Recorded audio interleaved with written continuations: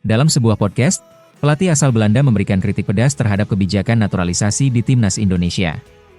Robert Maskan menyatakan bahwa hype terkait pemain naturalisasi hanya menjadi pelarian semata. Ia berpendapat bahwa strategi naturalisasi di PSSI belum membawa perubahan signifikan bagi penampilan tim. Komentar tersebut disampaikan dengan nada tegas dan menantang kebijakan yang ada. Di podcast The Maskantine pada kanal YouTube Sport News, Maskan mengungkapkan bahwa mayoritas starter saat menghadapi Australia merupakan pemain keturunan Belanda. Ia menyoroti bahwa para pemain ini jarang terlihat bermain sehingga minim dikenal oleh publik. Menurutnya, sensasi naturalisasi yang dibesar-besarkan membuat ekspektasi masyarakat menjadi tidak realistis. Pernyataan ini menimbulkan keresahan di kalangan pengamat sepak bola tentang performa tim. Maskan menambahkan bahwa keputusan para pemain untuk tampil bersama timnas Indonesia bukan didasari oleh kebanggaan terhadap tanah air.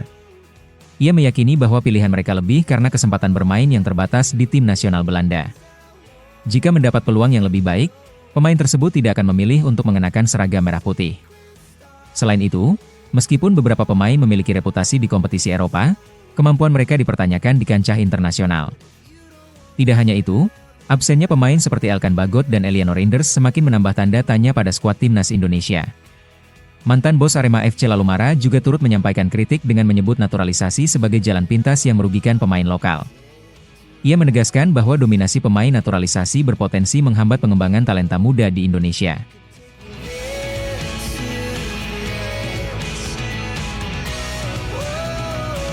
Dalam laporan terbaru, media Cina Sina Sports mengungkap langkah mengejutkan dari Federasi Sepak Bola Cina dalam menghadapi pertandingan melawan timnas Indonesia.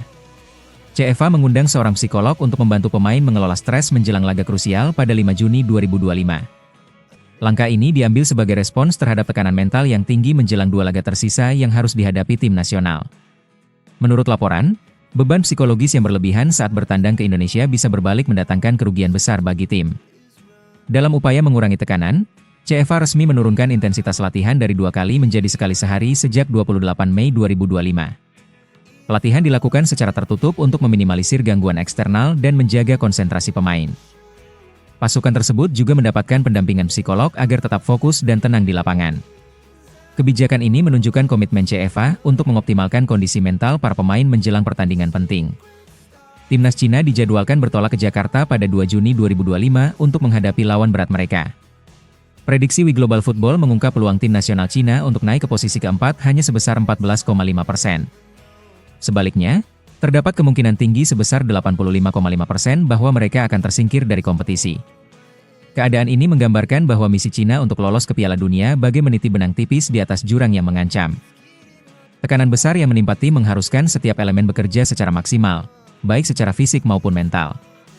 Langkah strategis dengan kehadiran psikolog dianggap sebagai upaya inovatif oleh CFA dalam menekan kegagalan. Keputusan ini membuka bayangan baru atas dinamika mental dalam pertandingan internasional yang sangat menentukan.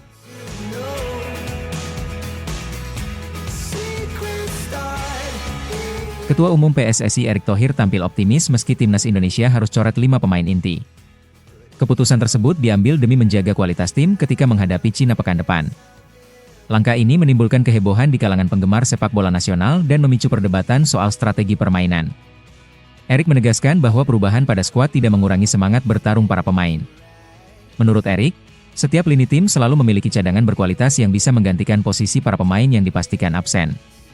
Pilihan pengganti diserahkan penuh kepada tim pelatih, yang dipercaya dapat menata strategi sesuai situasi. Keputusan ini mencerminkan kedalaman struktur dan dinamika skuad tim Garuda. Kesiapan alternatif pemain memberikan harapan baru bahwa tim tetap kompetitif meski terjadi pengurangan jumlah pemain inti. Erick Thohir menegaskan kepercayaan dirinya bahwa kekompakan tim takkan luntur meski terjadi perombakan besar dalam daftar pemain. Ia meyakini bahwa setiap posisi di tim memiliki pelapis yang kualitasnya setara dengan starter. Kebijakan ini sudah pernah teruji, terutama saat tim menghadapi situasi krisis pada periode cedera sebelumnya. Optimisme tersebut menegaskan komitmen PSSI dalam mempertahankan standar permainan di level internasional. Kata-kata tegas Erick Thohir menyemangati para pendukung untuk terus memberikan dukungan penuh pada tim Garuda. Strategi penggantian pemain yang dinamis menjadi modal berharga dalam mengantisipasi tekanan dari Cina. Semangat juang dan keyakinan tinggi ini menjadi bukti bahwa meski terjadi perubahan, timnas Indonesia siap bertarung keras di panggung internasional.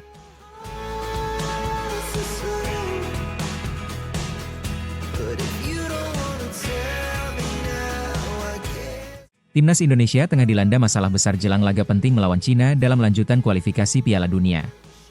Dua pemain kunci di posisi bek kanan absen secara bersamaan. Sandy Walsh, yang biasanya jadi pilihan utama, masih cedera dan belum pulih total bersama klubnya di Jepang. Sedangkan Eliano Reinders, yang digadang-gadang jadi pelapis ideal, memilih absen untuk mendampingi keluarganya di momen pribadi. Kabar ini dikonfirmasi langsung oleh pelatih Patrick Kluivert dan disambut dengan penuh pengertian dari pihak PSSI. Namun secara taktis, situasi ini menimbulkan kepanikan karena stok pemain di posisi tersebut makin menipis. Kini, satu-satunya opsi murni yang tersisa adalah Asnawi Mangkualam, yang tak bisa dibiarkan bermain tanpa pelapis. Jika Asnawi mengalami cedera atau akumulasi kartu, lini belakang Indonesia bisa runtuh. Hal ini membuat Patrick Kluivert harus segera mencari solusi cepat dan cerdas. Beberapa alternatif darurat pun mulai dipertimbangkan. Salah satunya adalah memanggil pemain tambahan dari luar daftar 32 pemain yang sudah disiapkan. Langkah lainnya adalah memodifikasi formasi menjadi 3 bek sejajar agar tidak terlalu bergantung pada posisi fullback tradisional. Di antara nama-nama yang muncul sebagai calon pengganti darurat, ada beberapa pemain dari Liga 1 yang mencuri perhatian. Putu Gede dari Persib Bandung jadi opsi pengalaman yang bisa langsung nyetel. Lalu ada Irsan Lestaluhu dari PSM Makassar dan Bayu Fikri dari Persik Kediri yang punya jam terbang cukup. Ketiganya dinilai punya kemampuan bertahan yang solid serta agresif saat membantu serangan. Meski begitu, belum ada pernyataan resmi dari PSSI apakah mereka akan dipanggil. Kondisi ini membuat publik semakin was-was menjelang laga krusial tersebut.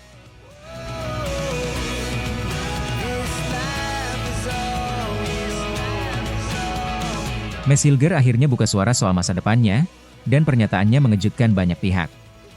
Bek tengah yang baru saja resmi membela timnas Indonesia itu mengungkapkan bahwa ia belum melakukan negosiasi kontrak baru dengan FC Twente. Dalam wawancaranya bersama media Belanda Football Primer, Hilger secara terbuka menyatakan siap meninggalkan klub masa kecilnya jika ada tawaran konkret datang. Ia bahkan menyebut kemungkinan pamitan usai membela Indonesia di kualifikasi Piala Dunia. Hilger telah bersama Twente sejak usia 10 tahun dan menjadi pemain reguler selama beberapa musim terakhir. Namun kini di tengah pencapaiannya bersama timnas, masa depannya di klub jadi tanda tanya besar. Ia mengaku belum ada komunikasi lanjutan dengan manajemen terkait perpanjangan kontrak. Meski begitu, Hilger tetap menunjukkan sikap profesional dan respek terhadap Twente. Ia menegaskan akan tetap bermain sepenuh hati selama masih berseragam merah klub Belanda tersebut. Muncul dugaan bahwa keputusannya untuk membela timnas Indonesia bisa membuka peluang baru dalam karirnya. Banyak yang berspekulasi bahwa performa apik di laga internasional bisa menarik perhatian klub-klub luar negeri. Jika benar Hilger tak memperpanjang kontrak, maka ia akan tersedia secara gratis pada bursa transfer berikutnya. Situasi ini tentu menarik bagi klub-klub Eropa maupun Asia yang membutuhkan bek tangguh dan berpengalaman. Bagi Hilger, ini bisa jadi langkah penting dalam memperluas karirnya ke level yang lebih tinggi. Meski mengisyaratkan perpisahan, Hilger tetap menaruh rasa cinta terhadap Twente. Ia bahkan menyebut klub itu sebagai klub terbaik di Belanda dari sisi dukungan supporter.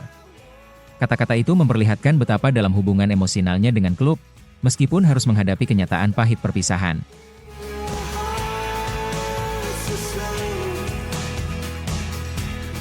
Kabar mengejutkan datang dari timnas Indonesia jelang laga krusial melawan Cina. Sebanyak 5 pemain kunci dipastikan absen, kondisi yang tentu memicu kekhawatiran di kalangan supporter. Namun, Ketua Umum PSSI Erick Thohir justru tampil tenang dan percaya diri. Dalam pernyataannya di Bali, Erick menyebut absennya pemain inti tidak akan terlalu berpengaruh karena kedalaman skuad saat ini sudah cukup solid. Ia menegaskan bahwa setiap lini memiliki kualitas yang merata dan mampu menggantikan satu sama lain.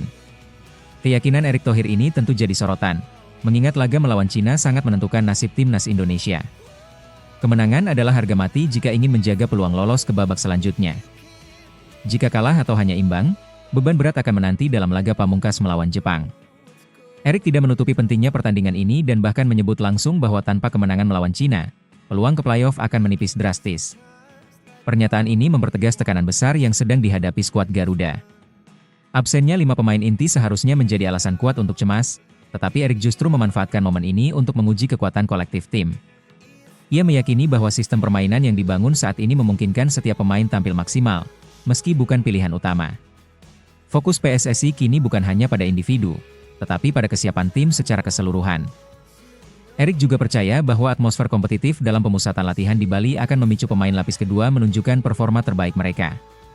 Di balik ketenangan Erick, tentu ada harapan besar agar tim pelatih mampu memaksimalkan potensi yang ada. Dengan waktu persiapan yang semakin menipis, strategi cerdas dan pemilihan pemain yang tepat jadi kunci utama. Ini adalah ujian nyata bagi mental, taktik, dan kepemimpinan timnas Indonesia.